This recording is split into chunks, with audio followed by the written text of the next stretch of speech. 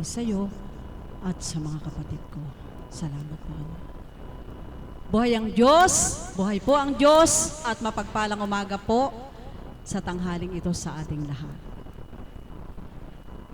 Salamat po, Ama, at muli po, hambing sa itinura ng ating kapatid na Leng na nag-alay ng awitin. Katotohanan po, at kung paano tinura ng ating mahal na kapatid na facilitator, na marapat tayong magpasalamat sa ating Diyos na buhay, hindi lamang sa mga pagpapalang ating nakakamit sa bawat araw ng ating buhay, kundi pasalamatan natin ang lahat ng pagdalisay at pagsubok na pinahintulutan sa atin na siyang nagiging daan kung paano natin nararamdaman na siya ay buhay. Pasalamatan natin ang Diyos sa patuloy na pagpapahiram sa atin ng buhay sa bawat araw. Amen po ba? Salamat po, mga kapatid.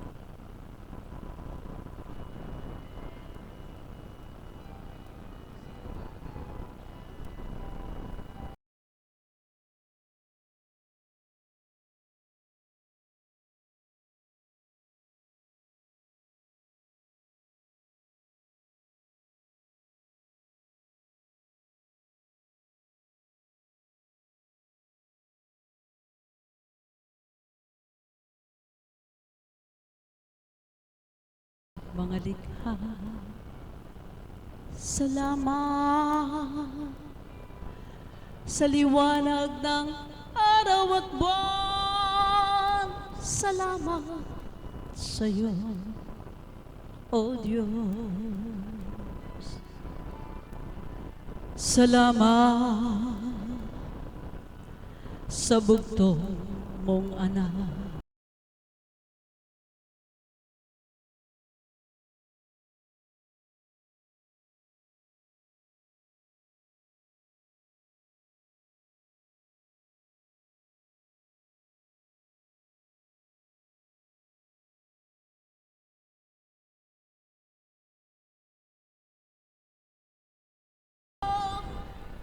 Wala hanggang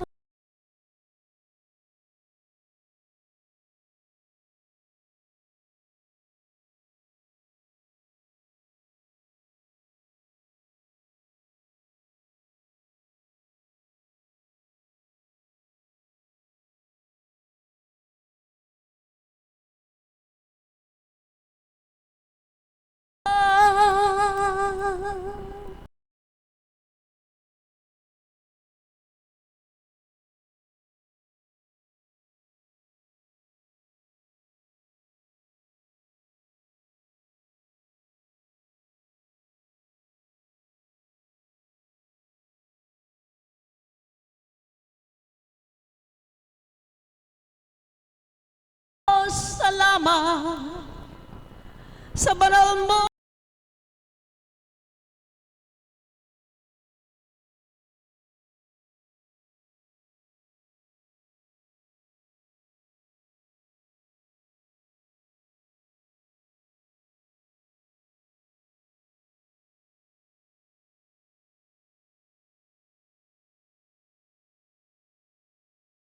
Sa mga kaibigan ko,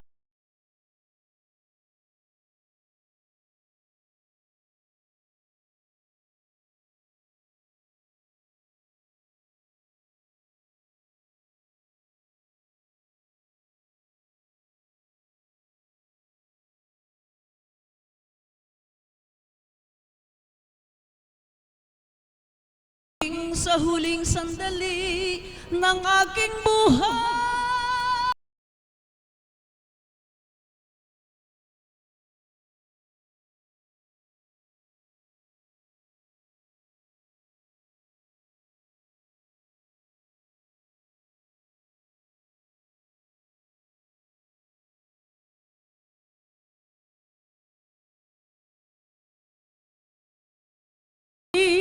ng aking buhay.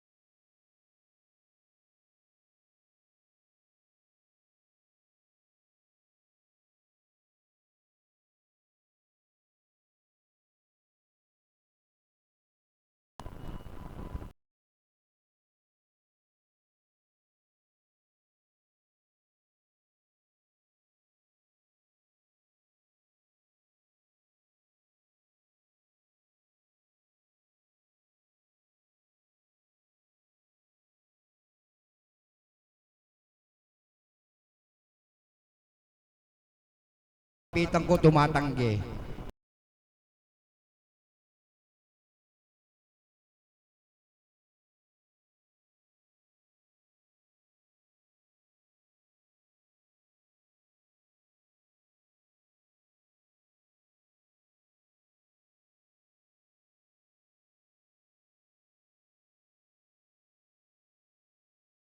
Tayo pababayaan sapagkat ang Diyos ay dakila at mapagmahal sa kanyang mga anak. Kaya po, kayong lahat na may mga karamdaman, lagi po kayo magpasalamat sa Ama at ibibigay.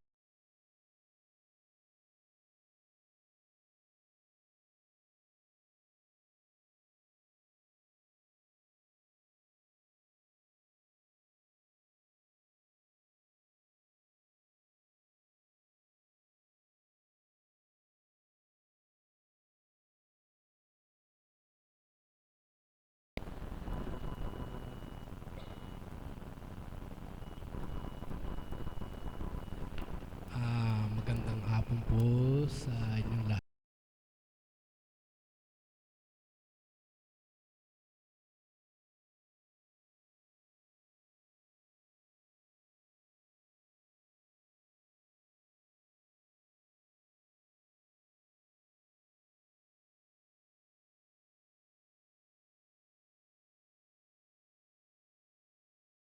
Biyanan na wala po ngayon dito. Dito po ako nagsimulang lumakad. Nung nandito po ako ay ang alalay ko po ang dalawang anak ko na ang totoong buhay po hindi po ako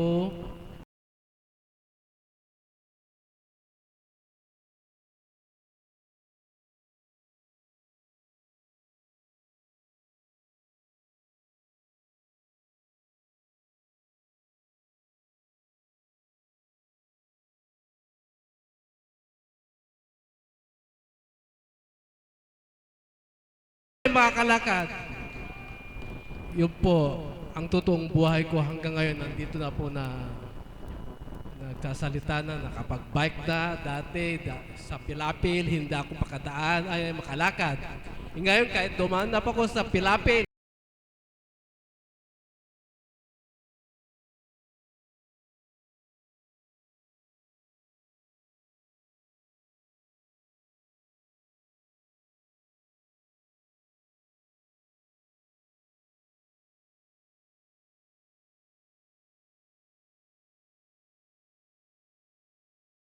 ayun lang po ang masasabi ko po sa inyong lahat. Magandang hapon po ulit. Ay, kapatid, maraming salamat.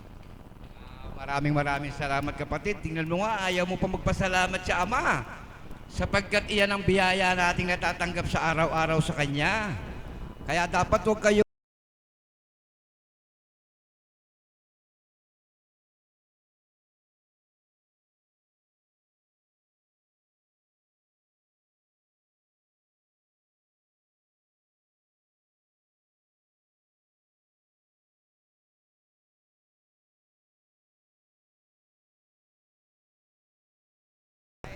ito po ay taga Sitio Dos na si Nene Espanyola. Alakpakan po natin.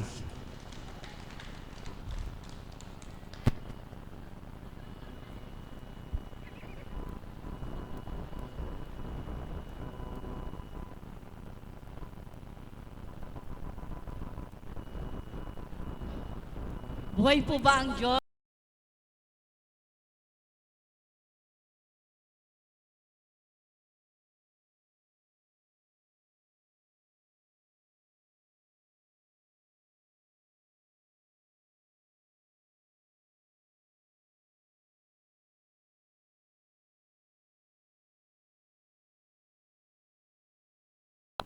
Sa kadakailangan po talaga ng Ama, ng Diyos, sa dakong ito, tayo naakay niya, ako'y naakay niya. Napakarami pong biyaya ang aking natatanggap. Amen po ba? Ang ibabahagi ko po ay yung kaganapan sa kabiyak ng aking puso. Noong pong nag-umpisa po nung Friday ng gabi, dumating po siya sa akin na ano po eh, nakipag-practice po siya sa choir sa Birhen, galing siya sa simbahan.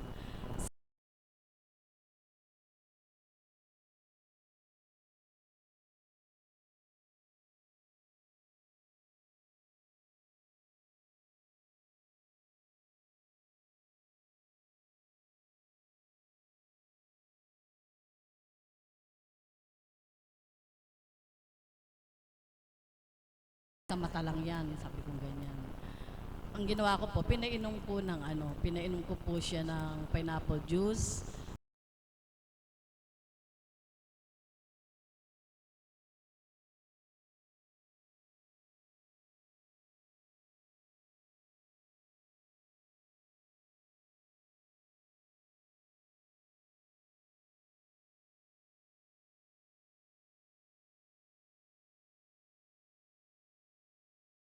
Ay, siya po nakapaligo na ako, hindi pa, pero hindi na po ako naligo noon dahil nagmamadali nga po ako.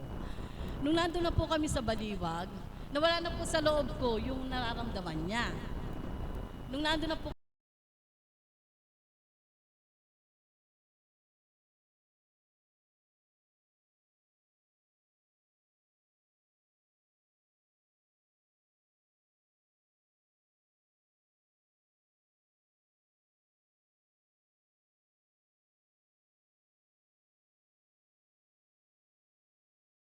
pero totoo po pala, no? Kahit din sinabi, siguro ang pipigilan ko siya, hindi kami tutuloy bumiyahe.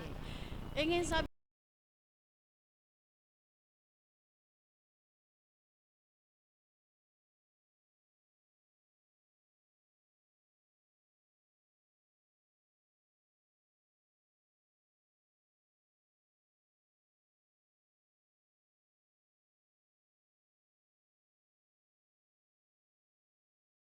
saklolohan niyo po kami, gabayan niyo po kami, sabi ko. At sa'yo lang ako umaasa, sabi ko. Huwag mo pong pahintulot, ano man ang maging kaganapan. Nung ano po, sabi ko, ganito na lang, sabi ko sa kanya, kapag may nadaanan tayong butika dyan, bumili ka ng Calci Black, sabi ko sa kanya, kasi nung po nangyari na po yung tumataas ang presyo niya, nung po pong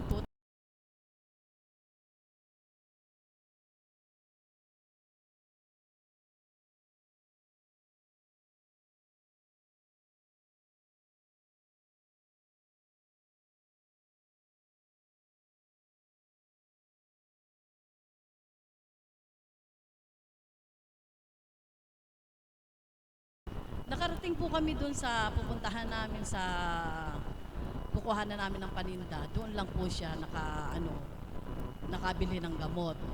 At pagkatapos po, sabi ko mamahinga ka muna.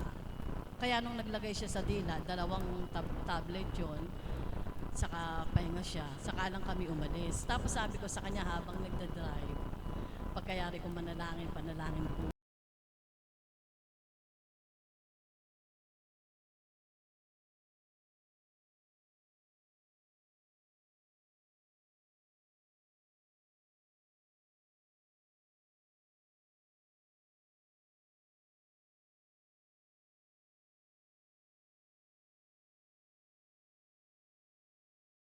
Biniro ko pa nga po siya, sabi ko ganyan, namimiss mo na ba yung kapatid mong si Tessie? Sabi ko sa kanya. Kasi kailan lang namatay po yun, yung biglaan ding pagtaas.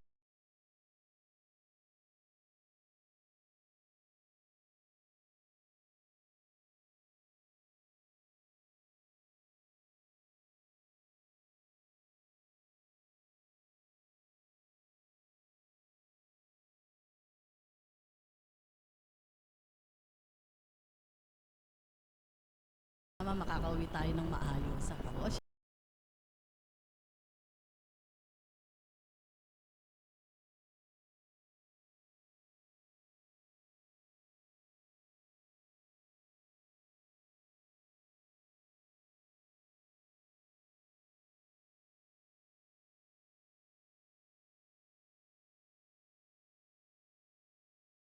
na ako, sabi sa akin ng anak ko,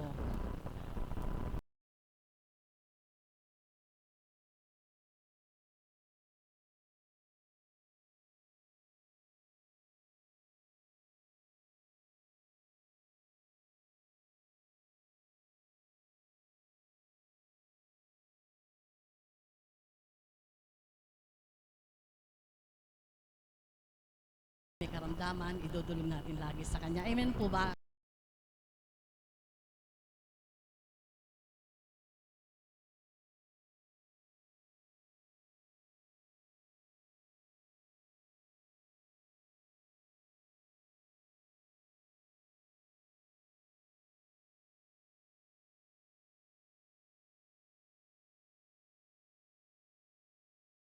Kapag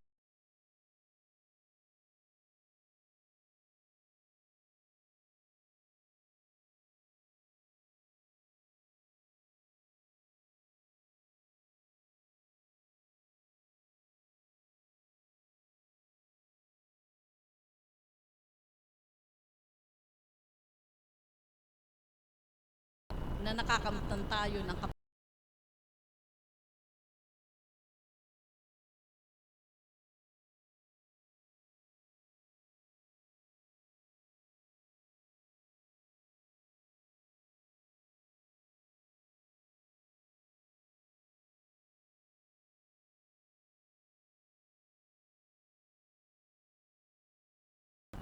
sa paggabay niya sa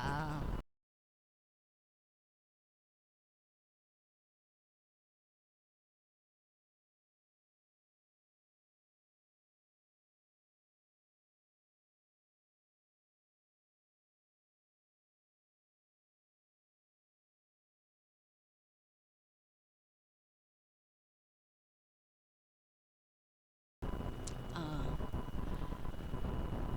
ano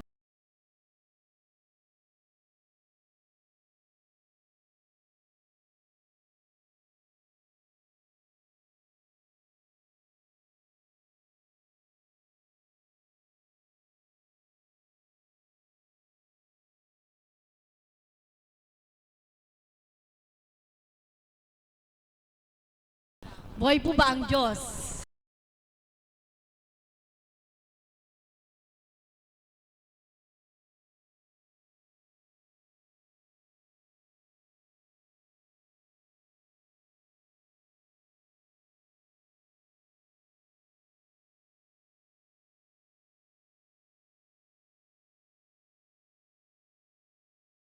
Buhay ko, kung paano kinakoy ng Ama sa dapat.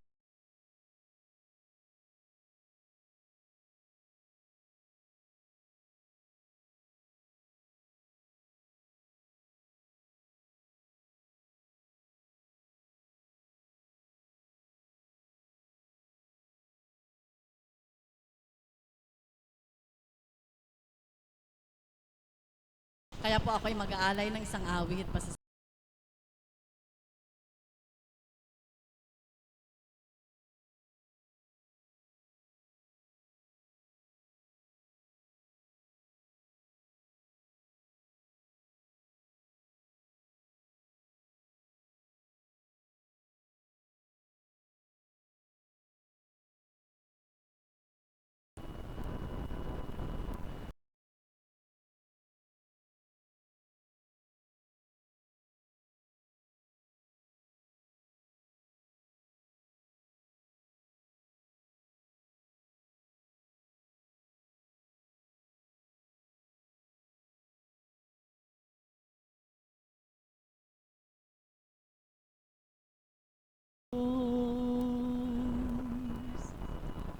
salamat din sa lahat ng pangako mo. Lupad mo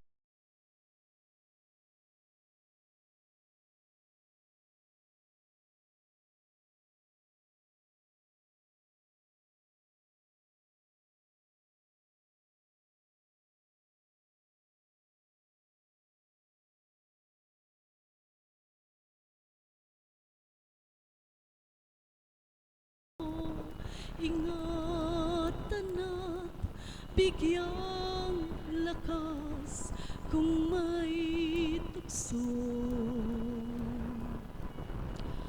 Ang buhay ko'y tangan mo, bukas ang puso ko sa'yo. Oh, Jesus, ang pag-asa ko. Salamat sa'yo. Salamat sa'yo, aking Panginoong Jesus. Ako'y inibig mo ng lubos. Salamat din sa bigay mong kalasakit. Bagamat kung minsa'y may dilim, may galak pa rin. Kaya't tanging dalangin ko, ako sana'y samahan mo, bigyang lakas. Kung may tukso ang buhay ko, ay tangan mo, bukas ang puso ko sa'yo. Ikaw, Jesus, ang pag-asa ko. Salamat sa'yo.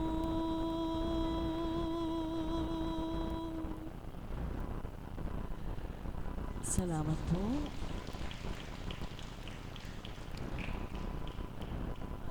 Pinagpapasalamat ko po sa Ama ang araw na ito, sapagkat kanina po nagpa-blood chem ang asawa ko. Okay na po ang kanyang BP. Bumaba na po ito sa 120/90. Buhay po ba ang Diyos? Pinupuri ko ang Ama.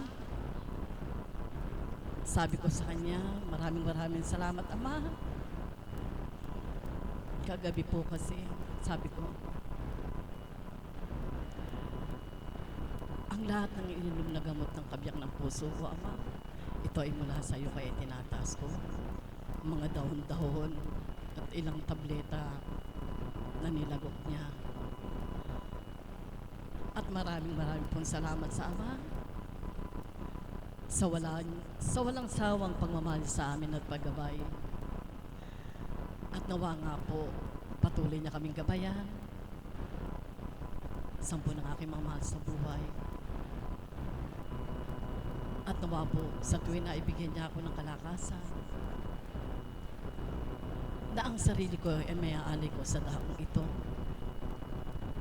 upang ako hindi mawalay sa Kanya sa pamamagitan ng mga banal niyang aral.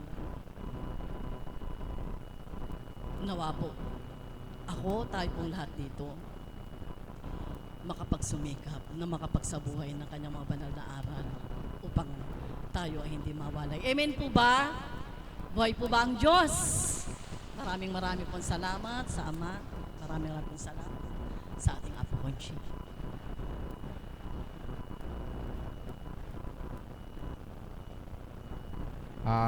Maraming salamat po sa iyo, mahal na kapatid, sa binahagi mong katotohanan na nangyari sa iyong asawa. Kaya po tayo ay dapat laging nagpapasalamat sa ating Diyos, sapagkat tayo ay minamahal lagi ng ating Panginoon. Ang Diyos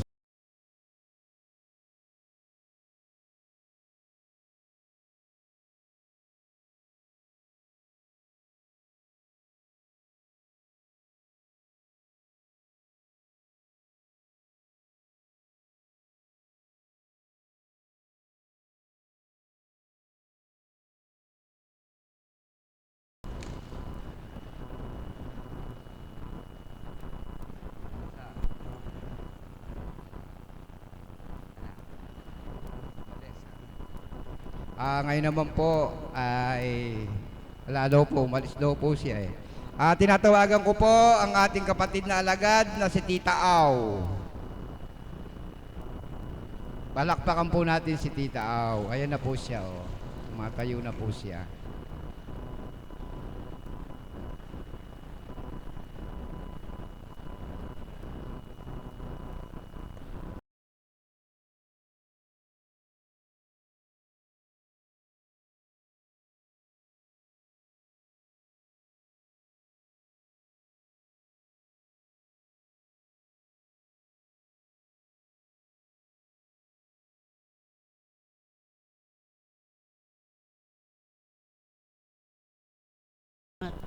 Pero hindi ako lumapit doon o nagpasabi na gusto kong magpasalamat sa Diyos dahil sa ipinagkaloob niya sa aking bagong buhay, bagong pag-asa, at bagong pananaw. Nagdiwang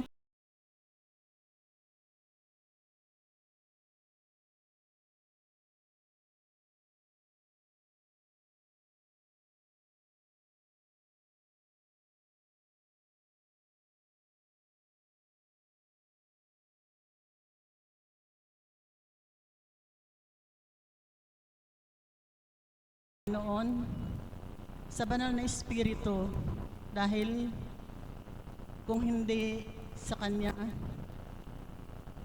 nakilala ko ang banal na Espiritu sa katauhan ng mahal na Apo Conching na siyang nagbigay sa akin ng pag-asa sa habang buhay. Simula nang makilala ko siya, siya po ang tanging inasahan namin, ang banal na Espiritu, sampu ng aking buong pamilya. Sapagkat nung araw po, nung hindi ko pa siya nakikilala, hindi ko po natutuhang magpasalamat man lang sa Diyos sa ipinagkakaloob niyang buhay sa amin, sa mga biyaya at pagpapala na ipinagkakaloob niya. Kaya napakabuti niya dahil natuto akong magpasalamat.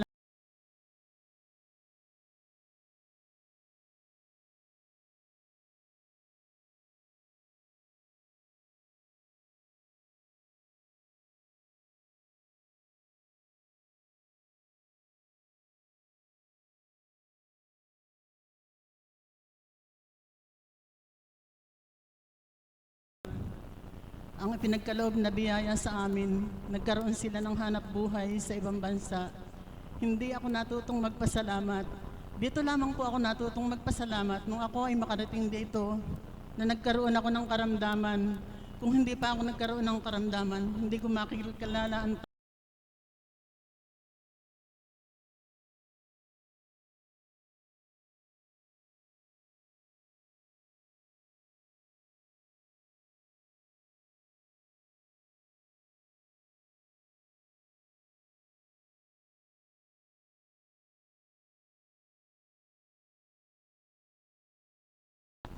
At higit sa lahat po, taus-puso rin po kaming nagpapasalamat sa po ng aking pamilya dahil sa mga karamdamang ipinagkaloob o pagsubok na ipinagkaloob sa akin ng Ama. Nalampasan ko po lahat yun. Nalampasan ko po lahat ang karamdamang iyon dahil nanalig po ako at nagtiwala na walang ibang makapagpapagaling kundi ang banal na Espiritu sa katauhan ng ating mahal na Apo Conching na sa pamamagitan ng mga dahon-dahon na iniinom namin ay gumaling kami at ang aking asawa, tumaas din po ang presyon niya, subalit nagtiwala kami na siya ay gagaling.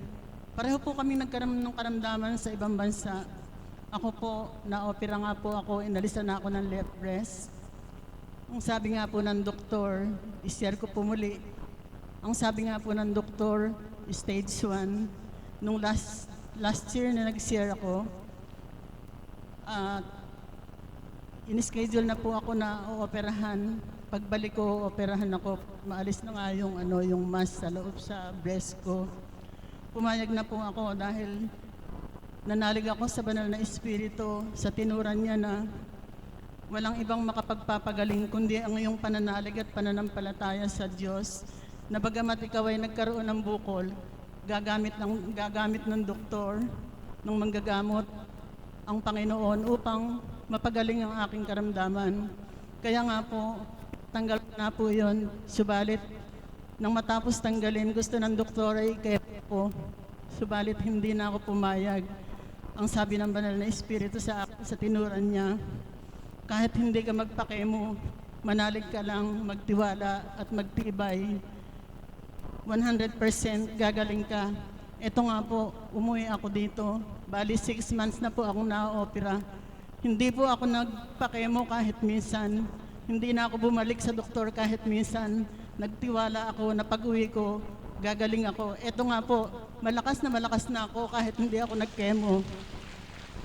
Kaya yun po ang labis na pinagpapasalamat ko sa Panginoon dahil ito, inabot na ako ng 63 years old, malakas. Dahil sa pagtitiwala ako sa Panginoon, na siya lamang at wala nang iba, ang dakilang manggagamot na lagi ay nagpapagaling sa amin at sa buo kong pamilya. Yung pong anak po ako na nang kasama ko dito nung last week, yun po laging hinihika. Laging dinadala sa doktor ng mga anak ko.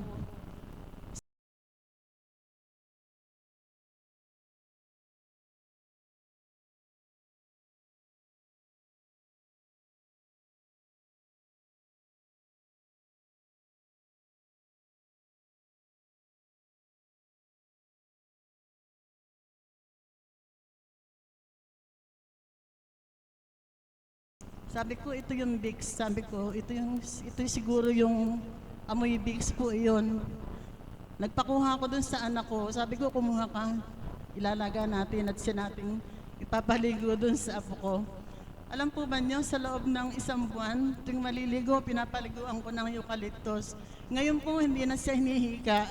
Kaya salamat po, Panginoon, dahil sa pagtitiwala namin at pananalig, kahit kami ay malayo sa dambanang ito, araw-araw hindi po namin nakakalimutang manood sa internet. Ito nga po,